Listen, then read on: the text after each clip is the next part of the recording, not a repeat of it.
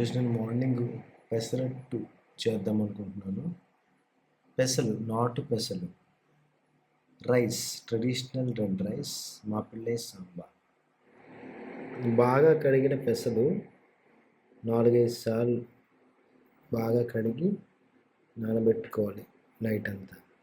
పెసలు and rice, Mappillai sambar, ఇది కూడా 4 సార్లు బాగా కడిగి నైట్ అంతా నానబెట్టండి.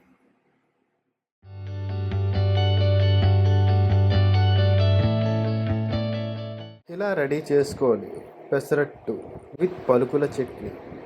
ఓకే,